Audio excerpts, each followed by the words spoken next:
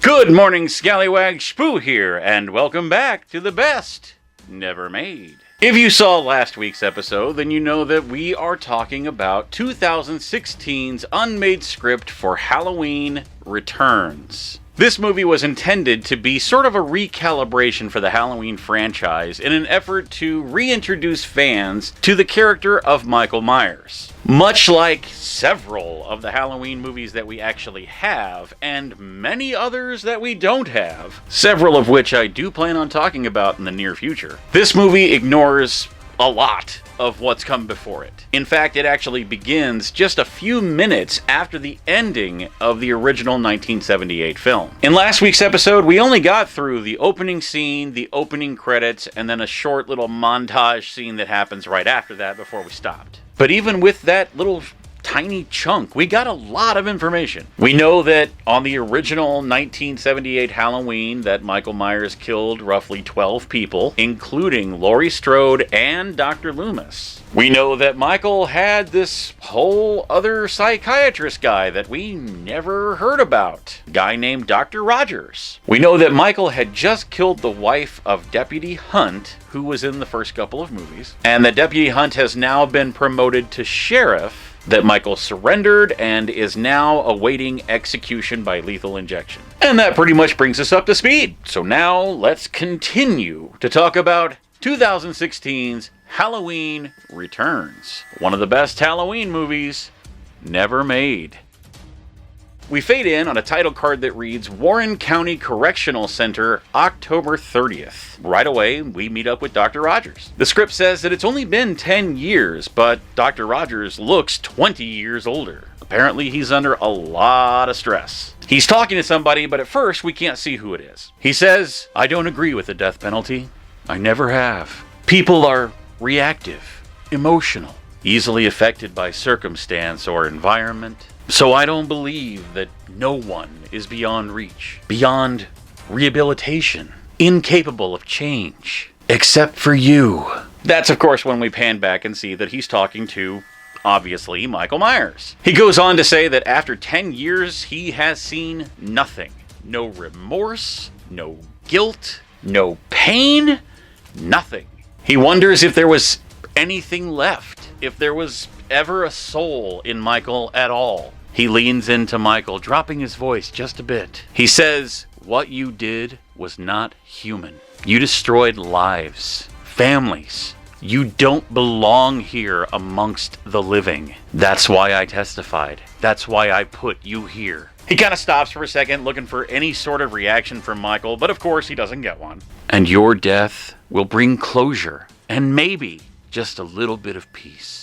He says goodbye to Michael, and he walks out. The whole time, Michael stays completely motionless, just staring at the floor, basically. And I said this last week, but I'll say it again. One lovely thing that this script does, because Michael spends a good amount of time without his iconic look. He doesn't have the mask. But the script goes as far as to say that even though he does not have his mask on, we will never see his face. They find little clever ways to hide it with shadows or show the back of his head, that type of thing. We never see his face. So I love that. Moving on.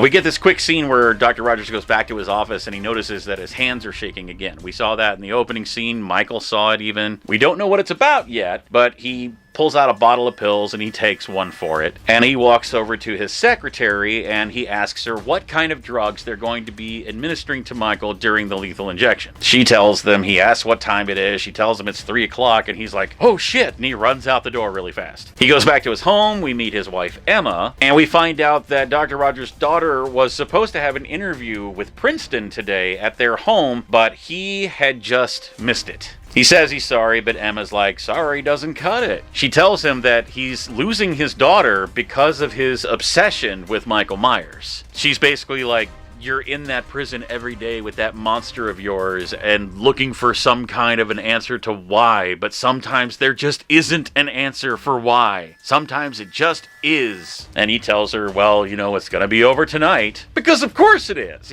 Obviously everything's going to go swimmingly with the execution. We cut away to this pumpkin patch where we meet Sophia, Dr. Rogers' daughter, and her friends Bree and Ashley. The pumpkin patch will come back into play later on, but That's just a little nugget of tease, and that's all you're gonna get for now. You got to be patient. But it's got this corn maze, and it's all decorated out with Halloween decorations. But there's also this like giant pumpkin head monster with 10-foot arms. It's real menacing looking. Sounds really cool the way it's described, but actually that's pretty much how it's described, but the way I picture it seems pretty cool. Anyway, her friends give her a heads up that a boy named Noah is coming. And if you remember, Noah is actually the little boy that we saw in the opening scene. He's the one that was in the Halloween costume that Michael kind of looked at for a second before he went on to try to kill Karen again. Well, he's all grown up now. He's 18 years old, and he's the cute boy of our story. It would be safe to assume that Sophia has a little bit of a crush. Noah walks up to Sophia and he asks her if she's still up for whatever they had planned for tonight. But she seems to be pretty apprehensive about it. He reminds her that his mom died that night in Haddonfield 10 years ago, along with a dozen other people. It turns out that the plan they had was that Sophia was going to steal her dad's keys so that Noah could sneak in and watch the execution. But she decides that she just simply can't do it, that it's wrong, she'd get in trouble, whatever. But Noah gets pissed off and he storms away. We get a really quick scene where Dr. Rogers calls Sophia to apologize. He invites her to dinner to kind of make it up to her. She agrees. But he gets interrupted by a phone call from his office. I guess it's his secretary or whatever, but basically he's just like, what? Why is the medical examiner there already? And whatever they tell him, he's basically responds with, I'll be there in 15 minutes, and he rushes out the door. I guess the whole blowing Sophia off thing is a thing, and it definitely didn't take long for him to do it a second time. Like, we're 2 scenes in, and he's done it twice already. Fast forward a little bit, and Ashley, she drops off Bree and Sophia. Bree walks off to her house, and Sophia, we keep following with her. And as she's walking, Noah kind of pulls up in his truck beside her. He says he wants to apologize. He didn't mean to put her in a weird spot. And he asks her if she's ever seen Michael in person. She hasn't. He tries to explain that Michael is like nothing he's ever seen before. He is pure evil, and that's why he needs to see him die for closure. And then he says what's probably not the right thing to say in this kind of situation, but basically he says, it's all your dad's fault. Everything that happened that night, he knows it, I know it, everybody knows it, and deep down, you know it too. He says that every time he closes his eyes, he sees Michael killing his mother again. He sees the blood, the knife. He says he doesn't want to end up like his dad, Sheriff Hunt, who's basically now an alcoholic, always shutting everybody out. Noah doesn't want to become that. He just wants to be able to move on and let it all end, and seeing Michael die will give him that closure. He apologizes again and says, I don't want to put you in a weird place, but you're the only one that can help this happen, basically. She tells him that she'll think about it, and he drives away. Sophia gets to her house. She walks inside and starts calling for her dad, but of course he's nowhere to be seen. She finally goes towards his office and she finds a note there that just says, I'll make it up to you, I promise. She gives one of those faces where you're like, you can tell she's very upset, but she's trying to kind of pretend like she's not. But she basically says, fuck it, and she rushes off to go confront her dad at the prison. So we cut to the prison and we see the medical examiner getting things kind of set up for the execution. She's getting the table prepared. She and Dr. Rogers have a conversation again about what drugs she's going to be giving him and how it all works, and basically how there used to be a sedative that was used in executions, but it's not used anymore. And what they're using now is something that you would usually use on animals, like pets. Basically, it's a much weaker sedative. We call that foreshadowing. The medical examiner says it may be a weaker sedative, but it still gets the job done. And of course, there's absolutely no way that won't end up to be inaccurate. But regardless, their conversation is cut short when Dr. Rogers' secretary comes in and tells him that his daughter is in his office. Cut to Sophia, and she's kind of standing in the office, and she's walking around looking at the pictures and, the diplomas and whatever's hanging on the wall that you normally see in those kind of offices. And then she notices that the desk is covered with Michael's case files. She starts kind of rifling through them a little bit, and then she looks up and she sees a door with a small window in it that leads to this long, dark hallway of cells. She kind of starts inching towards it like she's gonna go in there. But Dr. Rogers comes into the room before she gets a chance to. He asks her, what are you doing here? And she immediately snaps back with the exact same question. She's like, you stood me up. Again. The phone rings and he just picks it up and hangs it up immediately. He's like, look, I'm sorry about the whole Princeton thing, but I'll call the dean of admissions. She's like, that's not even what I'm talking about. I'm already accepted into Princeton. The interview was just supposed to be a formality. She's just simply talking about being stood up in general, but now she's decided that she's here to watch the execution. The phone rings a second time. Again, picks it up and hangs it up right away. He's like, no way, you're too young, you can't be in there. She reminds him that she's 18 years old and then says, you don't have any idea what my Princeton essay was about, do you? It was about growing up second to Michael Myers. Ouch. Living with the guilt, the shame, what it's like to live in the same house as you. The one who treated him. The last person to see him before he escaped and killed a dozen people. She tells him that Michael's dying doesn't just mean something for him, it means something for her. Still, even with all of that, he says it's not up for debate, it's not happening, no way. The phone rings yet again. This time he kind of looks at it awkwardly and she's like, you might as well answer it. So he picks it up and he's like, wait, what? I'll be right there. And he walks out of the office calling for his secretary. Right away, Sophia again kind of looks at that little portal window leading to the hall of cells. And they're all dark except for one at the very, very end that has a single little tiny light in it. She kind of rifles with the door and it's locked, but doesn't take her long at all to find her dad's key card. And then there's this pretty tense scene where Sophia, she goes over, she unlocks the door, and she slowly starts making her way down this long, dark hallway. We cut back and forth between her POV and Michael's POV, watching her getting closer. She can't see Michael, but he definitely sees her, and his breathing gets heavier as she gets closer. Right as she's about to kind of press her face up close to the cell, her dad slaps his hand on her shoulder and we get a bit of a jump scare. And he's like, what the hell do you think you're doing? And he leads her back out of the hallway. They're arguing the entire time, but we stay behind with Michael's point of view. And then we just see one hand come up and grab the bar nice and tight, making a fist. We cut to them, they're out at her car, and he's sending her away, basically telling her, I'm not going to expose you to what's going on here tonight. And she just immediately snaps back with, you already have, and she drives away. Then we cut over to Noah's house really quick. We see, Sheriff Hunt, he's kind of hanging out in his chair, he looks like he's drunk and kind of passed out, or at least halfway out of it. You can tell that he's kind of let his mental and physical state go over the last 10 years, like he's basically stopped caring. They're in the kitchen, and he's there with his younger brother, Liam, who's rifling through the newspaper. In the newspaper, he sees an article about Michael's execution, and he asks Noah, why aren't you going? And as soon as he asks that, Noah's cell phone rings, and he's like, maybe I am. It's Sophia on the phone, and she's like, I've decided, we're going. I've got my dad's key. Meet me at Bree's house before I change my mind. So now we are officially at the night of Michael's execution. The crowd is beginning to arrive at the prison. This part is very quiet and somber as people are kind of slowly filtering into the viewing room. We see that Karen is there from the opening scene. She's walking with a cane, and her dad is there kind of helping her to get there. And the next couple of scenes are actually really cool because they cut through a number of things back and forth in a way that really kind of sets the tone of what's to come. It really builds the suspense. Like,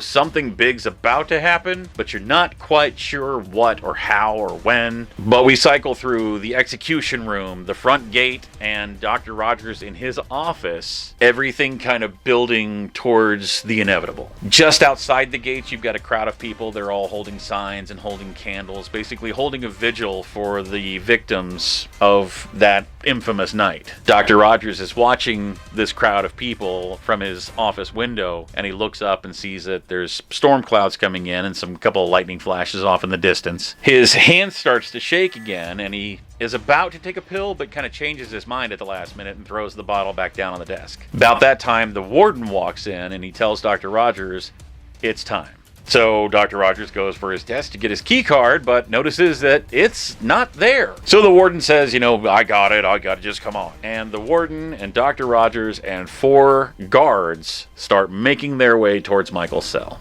And then once again, they give you this nice tense mood here. It's real dark. You just have that single light at the end of the hallway. Occasionally there's a couple of flashes of distant lightning that mildly illuminate everything in the room. And finally they reach the door of Michael's cell. They open it and Michael steps forward. Then we cycle through a number of little jump cuts in very quick succession while they're prepping Michael for the execution. We cut to Sophia and Noah. They're entering the facility. Cut to Dr. Rogers' wife, who's at home watching the news, which of course is talking about Michael. The reporter says, nearly 10 years ago tonight, Michael Myers, the Halloween killer, took the lives of nearly a dozen people in the small town of Haddonfield. Cut to Dr. Rogers as he enters the viewing room. He sees Karen, says he didn't expect to see her there. The warden says that it will be cathartic to see Michael Myers die, not just to Karen, but to everyone, even Dr. Rogers. The warden then kind of cuts off and he goes into the control room.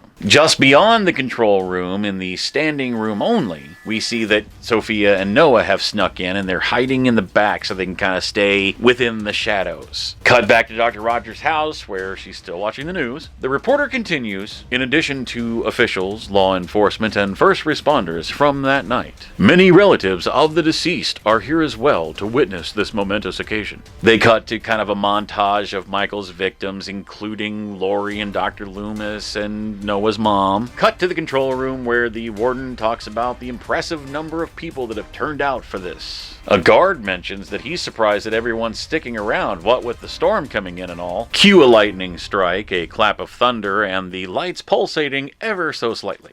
I mean, have you figured out where this is headed yet? And finally, we cut back to Michael Myers, who is being strapped onto the execution table.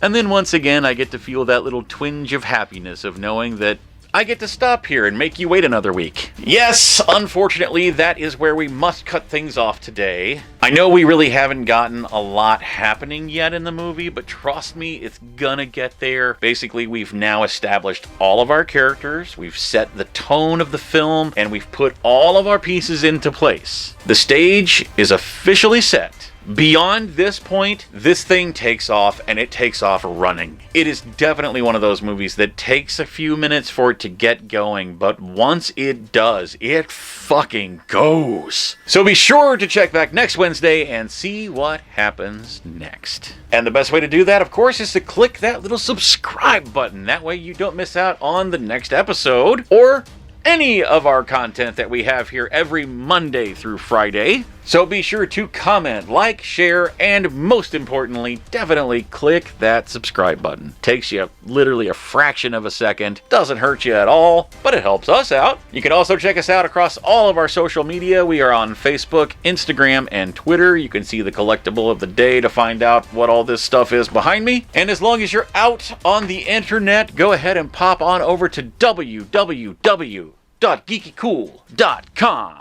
It is your one-stop shop for all things nerd. I mean, you got articles, opinion pieces, news, movies, comics, you name it. There's a category list that's like 1.5 miles long. Anything you want. If it's a nerd-related type of topic, it's on there somewhere. They also do a live broadcast every Tuesday night. I'm on there myself sometimes. It's a completely interactive show. You go and check that out. You can be part of it yourself. You can find them on Facebook and YouTube. Again, that is www.geekycool.com. Go check it out. Go show some love. Tell them that Skallywags sent you.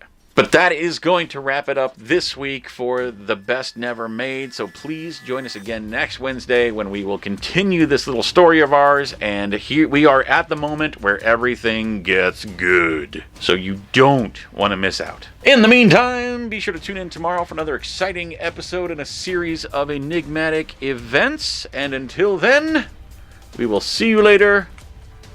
Thanks for watching.